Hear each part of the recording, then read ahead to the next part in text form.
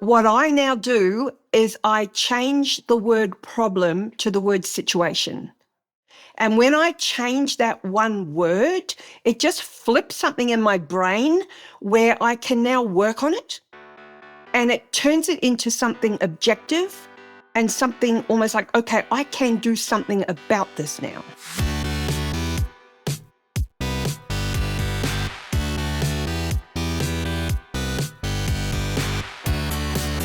You're listening to The Successful Bookkeeper with your host, Michael Palmer. Listen each week as inspiring guests share their secrets of success to help you increase your confidence, work smarter, and build a business you love. This episode of The Successful Bookkeeper is brought to you by PureBookkeeping.com, the proven system to grow your bookkeeping business.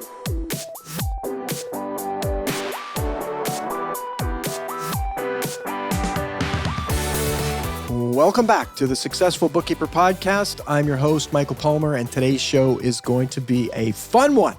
Our guest is a sales coach, mentor, speaker, and author from Colorado, Bernadette McClelland. Welcome to the show. Thank you so much, Michael. It's a pleasure to be here. It's great to have you. And before the show started, we had a bit of a discussion, and we could have taken up the whole half an hour because you're from Australia originally, living in the United States, and so lovely, such a lovely country, Australia. And now you're living in Colorado, which is another lovely area in the world. But I'd love for you to introduce yourself a little bit further and tell our audience how you ended up doing what you're doing today. Yeah, thank you so much. Originally from New Zealand, then Australia, and now 2.5 years ago, we had the privilege of getting a green card and moving across. My husband and I moving across to Denver in Colorado. So I come from corporate Australia, where I was in the sales space, working for companies such as Xerox and Kodak. And then moved into my own consultancy, which didn't last long. It was only 2 years. And I'll kind of talk a little bit about that because I think that will be relevant to your listeners. Mm-hmm. And then bought a retail outlet in country Victoria where my husband and I lived. So I moved into the small business space, retail, bought out one of our national wholesalers. We then started importing.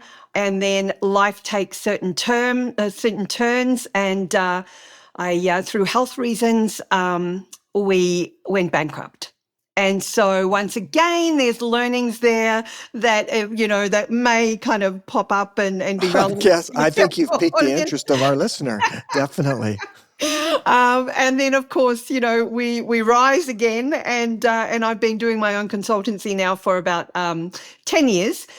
Which is sales leadership consultancy. And of course, now I'm evolving again into doing more speaking and more coaching for leaders and for teams. So once again, that whole, I guess, thrust of moving forward, stepping up, the courage to kind of to build ourselves, to move forward, to for your listeners who have got their own businesses, especially us women, there's different thought processes that we have, different emotions, different responsibilities that are all got to be kind of melded in to help us build our businesses, and I'd love to share some of those ideas today. Yes, absolutely. Well, that's great. And I was looking at your LinkedIn profile. I mean, you coach and mentor at Harvard Business School. You work with the University of Colorado Boulder. You're helping at the highest levels, coach mentoring at the highest levels in the industry, really. And so I just love your story. I mean, that's a new piece to the story, which is the bankruptcy. I mean, going from corporate to then starting a retail business, which is you became a small business person, and you went right through the effects and experience of bankruptcy. What an interesting trajectory.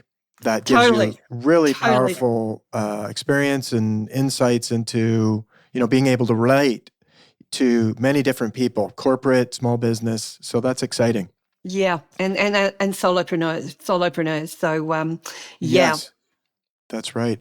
So I'm curious what When you have gone through something like bankruptcy, I'm curious because I think it's a question more so from our listenership, which are bookkeeping firms, right? They deal with this day in and day out. What were your big takeaways from that? Looking back, obviously you've got like, oh, I wish that didn't happen, but then there's also the wow, I learned a lot through that. I'd love to know what some of those silver linings of like going through something like that were for you. So from business perspective, gosh, there was, I guess, from my perspective, being the owner, and so I'm sure a lot of your readers would have read the E-Myth. Yes. Yes. So it was a typical E-Myth situation where I was the technician. I was I was it all. We had staff and all the rest of it. But from the business perspective, I wasn't playing to my strengths. And I guess I was trying to do too much. What happened was it was actually a forklift accident that actually knocked me for a sixer.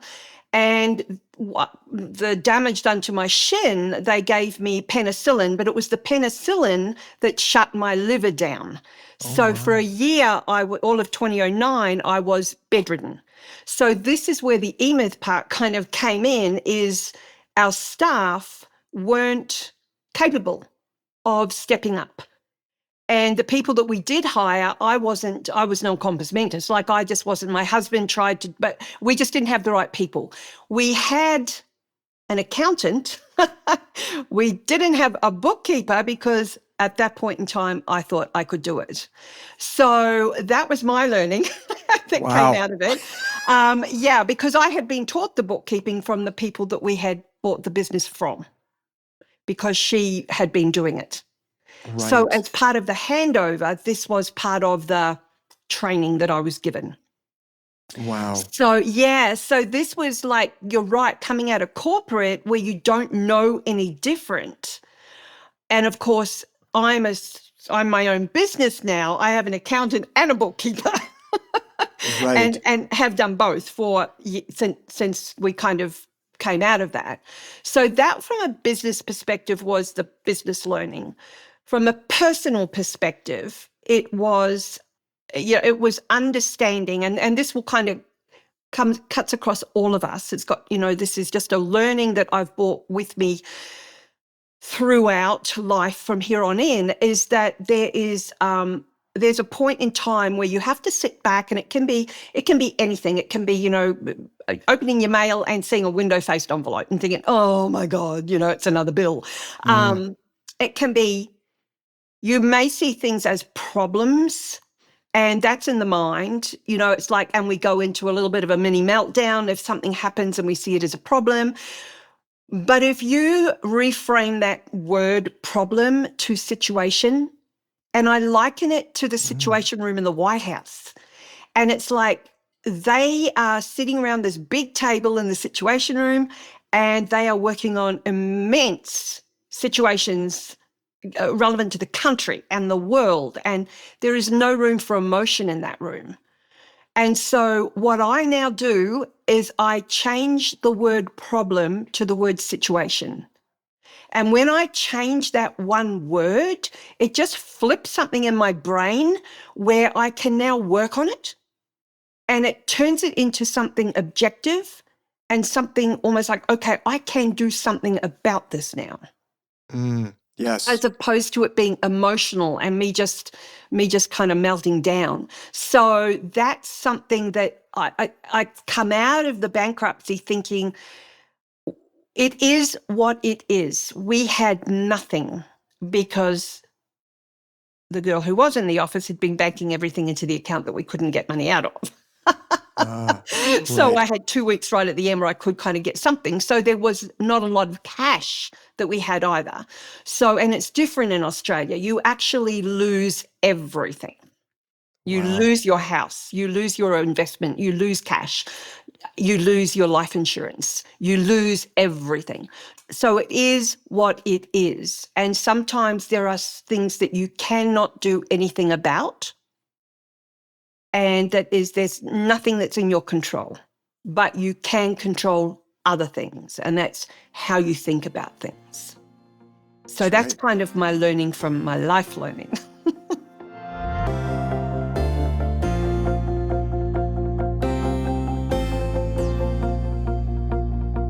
Wow, that's Yeah. that's amazing. An amazing story, and I know our listener is listening, and so I chuckled a little bit because it's just absolute. Like so many of your experiences, what we talk about here, every episode, typically, right, and in conversation, because well, Emeth, my partner and co-founder, Debbie, the co-founder of Pure Bookkeeping, she read eMyth. That's what transformed her business as a bookkeeper. She then ended up writing eMyth Bookkeeper, which is the eMyth version of Michael Gerber's book. Yeah. And so your story is like the whole story, right? From start to going through it to right to complete, an end with a bankruptcy, and then coming out and all of these learnings. And all of the things that you're saying, it's like, yes, you lived through what that book talks about. You don't have training and systems, and your staff are not independent enough to run the business. And then the story about the bookkeeping, I mean, it's a classic error that so hundreds, thousands, tens of thousands, hundreds of thousands of business owners before you, before me, have made, and are still making, because they don't understand the value of a great bookkeeper. Oh, yeah, absolutely. And that's Absolutely. Your story really just brings it to light, and now you've got that happening, and then as well the reframe of the way you went through it, which is really interesting for our listener to when they're going through that with their clients, perhaps they're going through it, or they're going through some sort of challenge in their business. There was something I listened to online just last night, which was I forget his name, but I'll look up the link and try and get it with this show note, because it really was an impactful video. For me, it's exactly that. It's like someone says, "Oh, I lost my job." His response is, "Good. I went bankrupt. Good. Yep. I'm having trouble at work. Good." Yep. Because it's an opportunity for you to learn, to persevere, to do whatever it is. You come out of it a reshaped human being, not a better human being, not a different, different human being that you're going to experience from it. And it's like, you could say, "Oh, this is bad," or, you're focused on the problem and what the impact that it's having on you. And, "Oh dear, it's like, I don't want it to be this way." And all the energy's going there. Whereas his frame is just simply, "Good. We got a blown out tire. Good." Very similar thought, right? I agree. And it's really interesting because when I speak at conferences, I speak on disruption and deliberate disruption. And my whole premise is that if we aren't deliberately disrupting the way that we think, feel, and act, something or someone else will do it to us or for us. And so we're coming out of this, the blessings of bankruptcy. There are blessings in what we went through, and it's painful. I'm not saying that this is all joy and butterflies and yay, let's go do it. Come on, let's go bankrupt some. It hurts. Yes, it hurts. It hurts. Yes. But what comes out of it also is ego.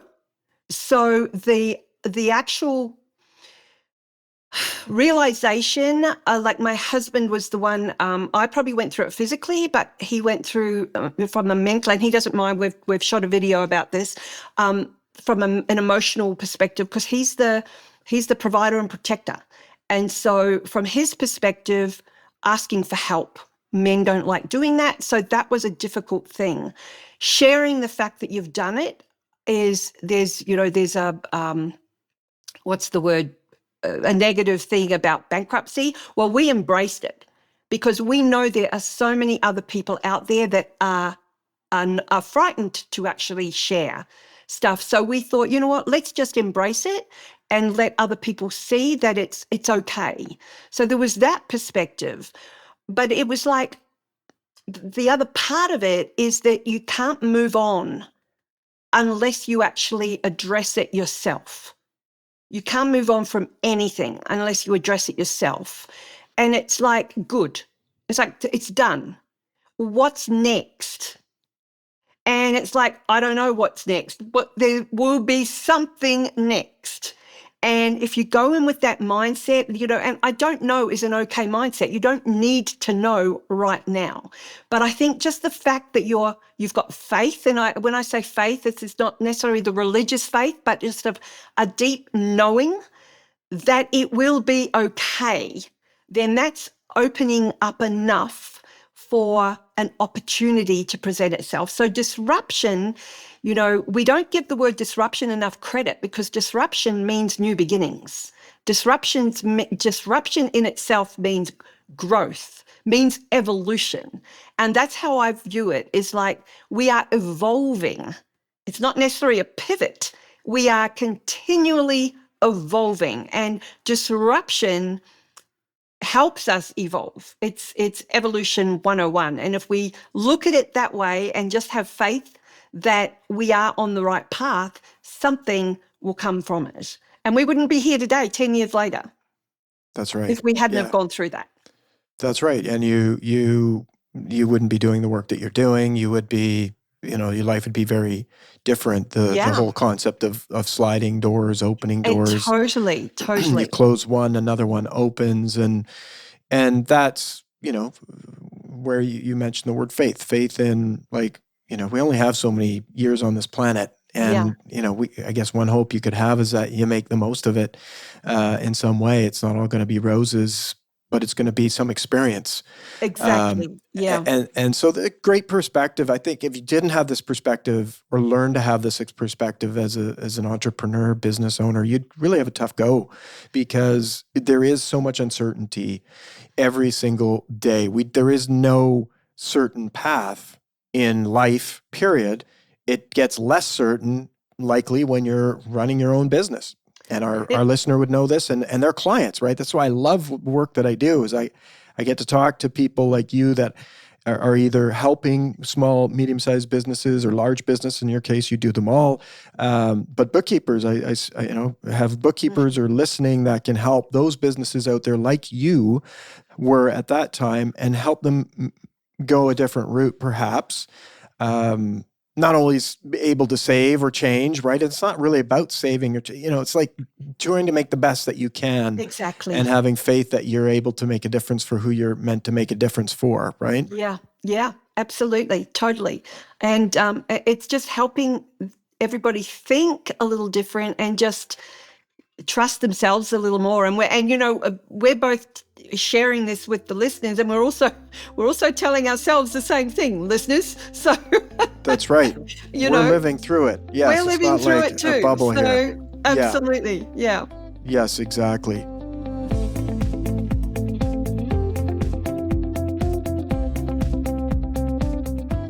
So the whole concept of disruption is really, it's so relevant. It's always relevant, but I don't know, it's just like getting more and more relevant, I guess you could say, because of what's going on with technology and, AI, that we talk about AI all the time, but that is disruption.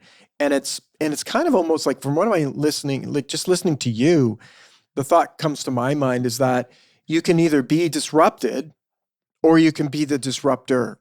And looking to have your life, it's like, hey, we're living our life, we're doing our things. Disruption's coming, whether we like it or not. What is that? The kind of the theme is to be looking at your own life and saying, what are my healthy disruptions? Perhaps I'd love to hear more about that. It's like from my perspective anyway. It's with simply being in that whole mindset of being open to change. And to being open to having the courage to actually move with whichever direction you need to. I know everybody links, there's different ways of looking at disruption. Definitely technology, AI, that's out there at the moment. I don't look at it from that perspective per se. I look at it from perspectives of decision-making. When we look at leadership, for example, or we look at your bookkeepers, you look at all their individual businesses, and you look at some of the areas perhaps where they may be struggling. And it can be decision-making.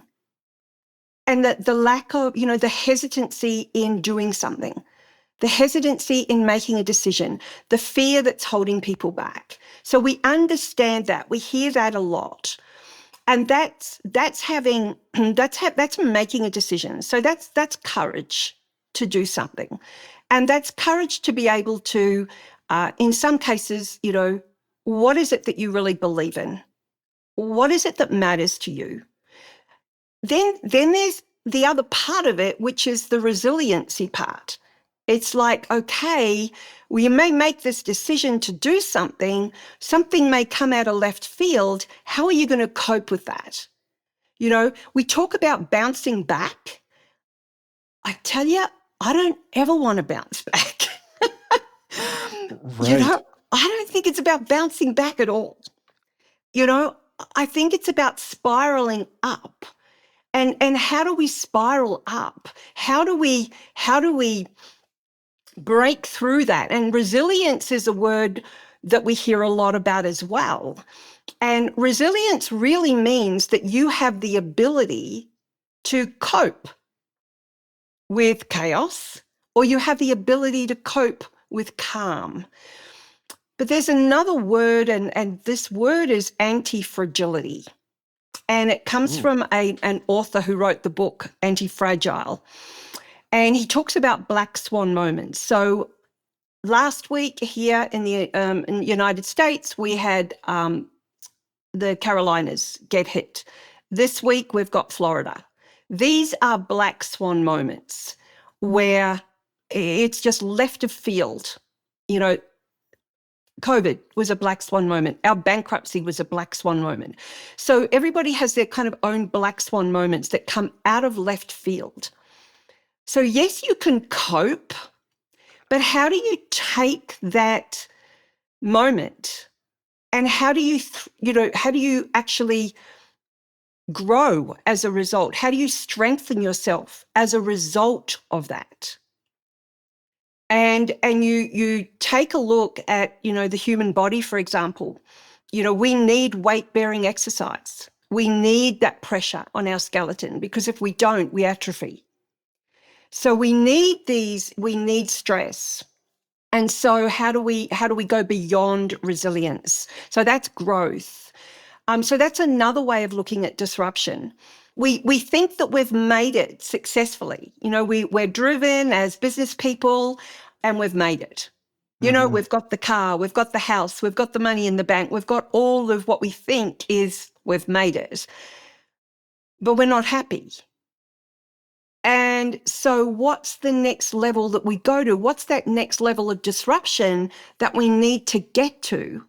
Because ultimately, we want to disrupt ourselves to get to the point where we are creative and we're ultimately making a difference in the world. So I have this model that goes from survival through stasis, through success, through strategy, being strategic, to significance. And significance means to have meaning. And so as business people, we want our businesses to actually be meaningful. As individuals, we want to have some form of fulfillment and meaning in our life. And so for us to be able to reach every one of those levels is disrupting the way that we think, feel, and act to get there. So interesting. I love anti-fragility. Yeah. It's a great concept. And so his model is fragile, resilience, and anti-fragile. And most people think that the opposite of fragile is resilience, but it's actually anti-fragile. Interesting. So how I to help your listeners, how I've interpreted that myself is kind of looking at it as a evolutionary model, whether it's for life or business. And that's for each of us to be able to look to the past and embrace our fears and our failures. And to look at those and look at them in a healthy way and look for the learnings. And then for the present is embrace the flow and the focus that we have for the present moment. And then for the future, rather than looking at the future as oh gosh, what if, and bringing anxiety into our life, is to embrace faith and foresight and looking at who we need to be that future us, and bringing the attributes and the qualities of that future us and bringing that to today. So great. I think it's always interesting the way people, and everybody's on a different trajectory of this in their life. Yeah. But, the more people get present to the present moment, you have your dreams and your ambitions, and you want to be somewhere, you want to achieve something. But the more you bring it to the present and appreciating and just being present to what you can do today or right now in this moment, the more those actually, and you end up getting to those things, the energy that's there is put into those things rather than all these other areas. I notice it. I've gone through a couple of phases of my life where I've cut out news. And some people are like, oh my goodness, how can you cut out news?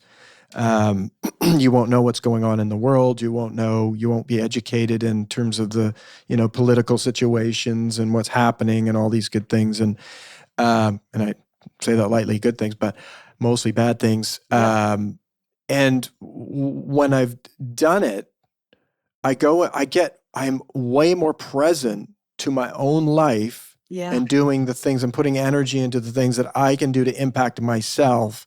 And I'm blessed that I can impact and work. My work involves helping bookkeeping firms and small business owners grow their business. When those things thrive, communities thrive. There's, all lots of great things happen in this community. That's what I absolutely love, that I get to wake up every day and do that. And when I'm not putting energy or focus, like even today, my wife is listening. I was dropping her off. She's listening to what's going on in Florida.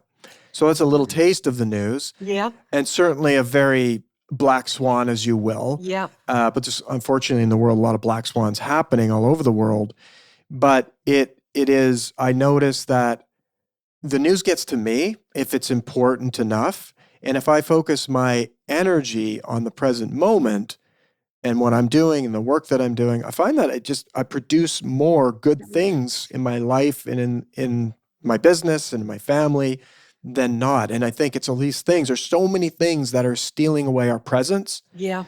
That we can't even be on your model, right? Yeah. And like if you're thinking about the future, what are you thinking about? You're worried about another black swan event, or you're worried, right? It's a very interesting. It's just I'm very reflective of it right now, where I am in my life right now, and it's very interesting. And so yeah, and it's really, and from another perspective as well, and just to kind of give your listeners a different perspective, and this is kind of what I bring into this as well, is exactly the fact that we are so distracted. There are so many distractions today. Like, we don't go anywhere without that. That's Our right. phone, it is binging and banging and all the time. Now, about the news, we don't have the news on at all. Last night, while I was cooking dinner, was the first time we turned it on because of Florida. Yes. I think I had it on for 20 minutes, and I said to my husband, can you turn it off? Not because of the noise. Yes. And so we turned it off, and that was fine. But what I want to share is a brain-based thing about our brain. So they've done studies on Alzheimer's, ADD, all of those kind of illnesses or disease, whatever you want to refer to them as. I'm not quite familiar with the brain terms, but there's 3 parts of the brain in the prefrontal cortex area here that are always on. As a result, for those people that have that. What's happening with us as business people is that we are always on. And I guess not just business people, but all of us, with phones, All of with us, yeah. TVs, with everything. Business, certainly, I would think there's a level there because Absolutely. you're connected to your Absolutely. business with this phone every day, all Yeah. moments And of the day. so here's the thing, is that in order for us to be creative, and we need to be creative today, we need creativity for lots of different things. It's not just painting and doing pretty things. It's creativity for problem solving. It's creativity for just for critical thinking. It's creativity needed for us to, contemplate how we're going to move our business forward. And so we need that space. And taking, Warren Buffett and Charlie Munger, Warren Buffett especially, I think it was 20 minutes every day. He will sit and all he does is think. Bill Gates takes himself off for a couple of weeks at a time to an island with a ton of books. So I know he's reading, but he's also thinking. And so this is why it's so important, but it's for the brain to actually power down. And it's in those power down moments where we get those ahas, where we get those insights. It's kind of like the shower moments. And our brain needs those power down moments. And so that's why, we talk about meditation and meditative moments and mindfulness Deep and breathing, all of those mindfulness, moments. yes, Because yeah. the brain needs it. Now, I'm not somebody who meditates, but I am someone who goes for a walk. And I am somebody who, spends time thinking and just sitting and over a cup of coffee. And we were talking about coffee before, I miss my Melbourne coffee. But I bet you it's do. like, but it's those moments we need, and it's not just for the sake of meditating, it's for the sake of the brain powering down so that we can have this downtime for creativity, so that we can go that next level.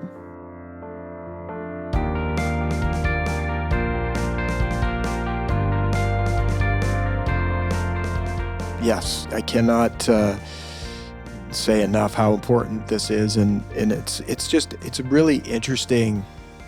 The effects of it are so subtle.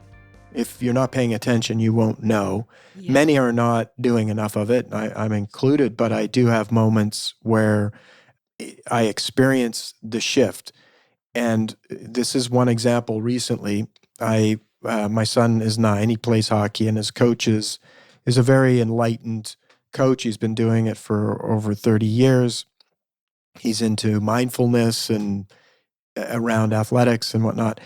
And before every game, we have a 1-minute deep breathing moment of silence. Yeah.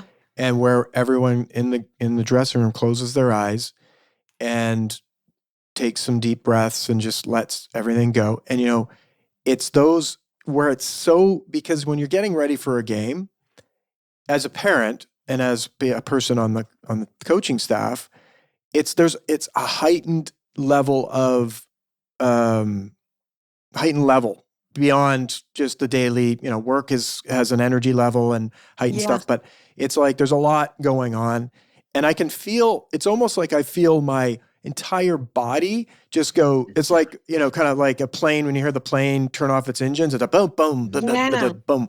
And it's the nervous system is at such a high level of running at its full peak that it just goes, and it's set out. You can just feel the energy in that room, just calm, right?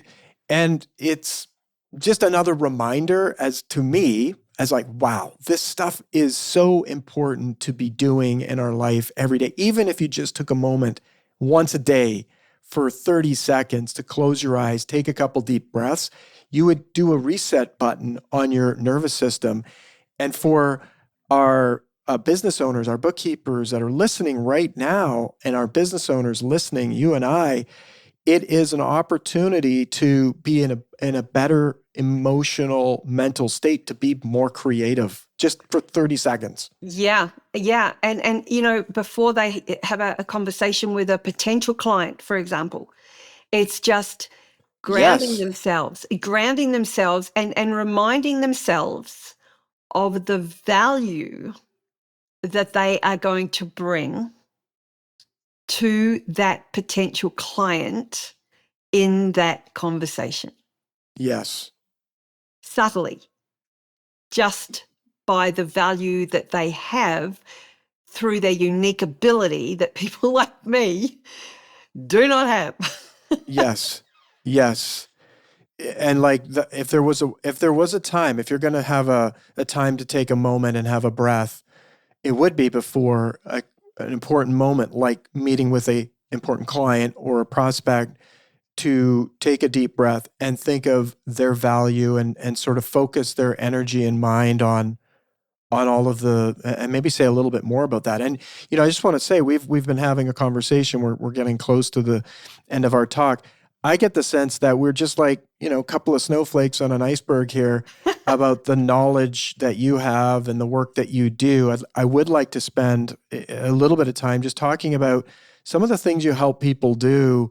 We've only touched upon a little bit of mindset stuff, but you coach people, mentor people in sales, in leadership, all sorts of things. So I want to make sure that we have a pathway or some breadcrumbs for people to find out more about you and to go and learn more about you. I'm sure you've done other podcasts and teachings and whatnot. Yeah.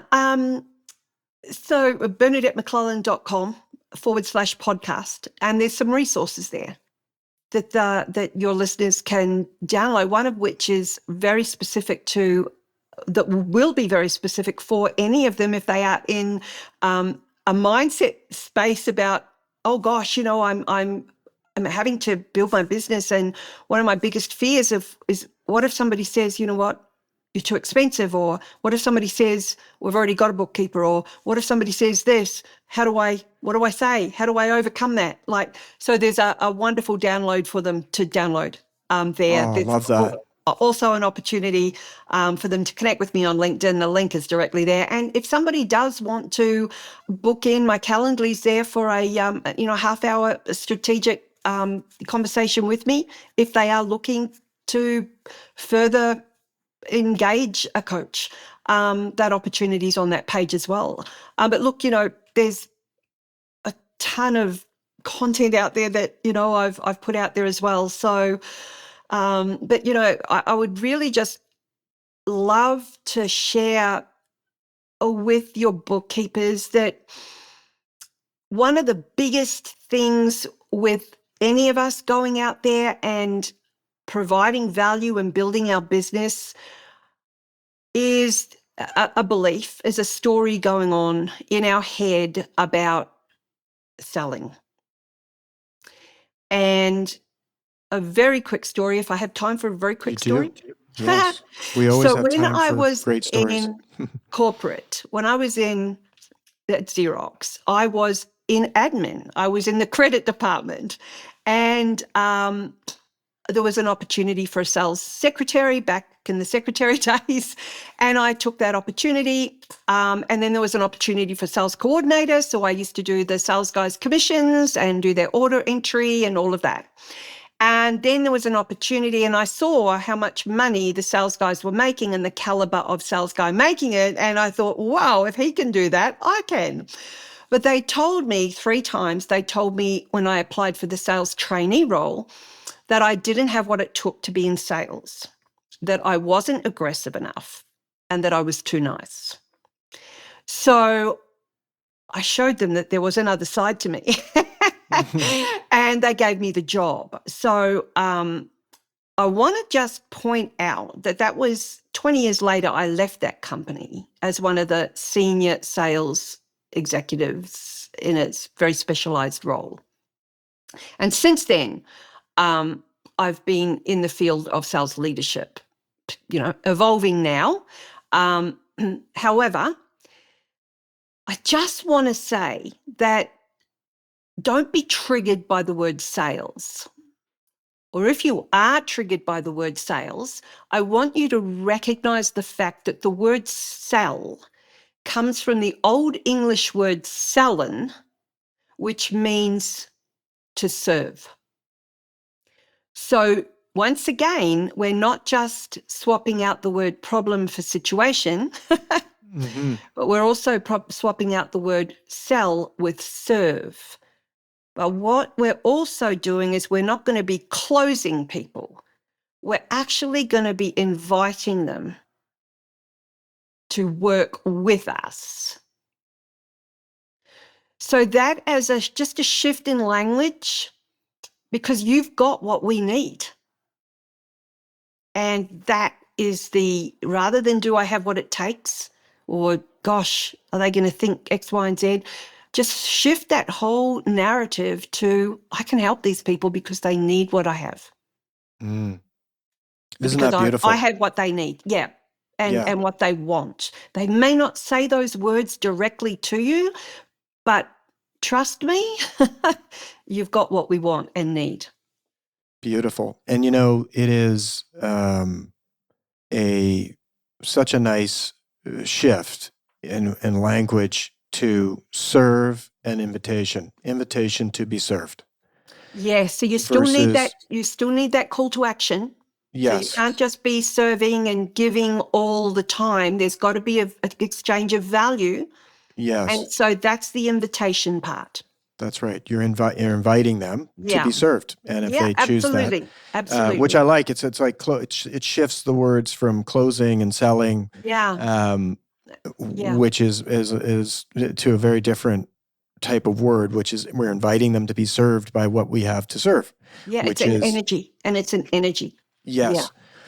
Absolutely love it.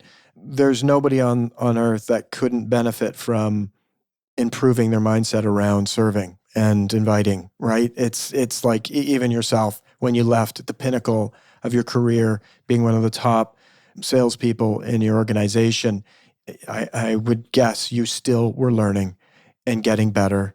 And there was always room for improvement, right? It's totally, whether it's, hey, we're going to do it more calmly, we're going to do it more effectively, we're going to be able to have both parties more happy. Like, it just never ends. And so it's such a pleasure to speak with someone like you, your expertise, and just the really connected story that you have to our listenership. And really blessed to have you. And so I want to thank you for your generosity, for being on the show and sharing what you know. And I hope you'll be back someday to share more of it, because I just feel like there's an endless supply of wisdom that we could all share and have conversations about. Yeah, no, absolute pleasure, Michael. Thank you so much. And all the very, very best to your bookkeeping business owners and listeners. Thank you. Absolutely. Thank you. Pleasure is all ours. With that, we wrap another episode of the Successful Bookkeeper podcast. To learn more about today's wonderful guest and to get access to all sorts of valuable free business building resources, you can go to thesuccessfulbookkeeper.com. Until next time, goodbye.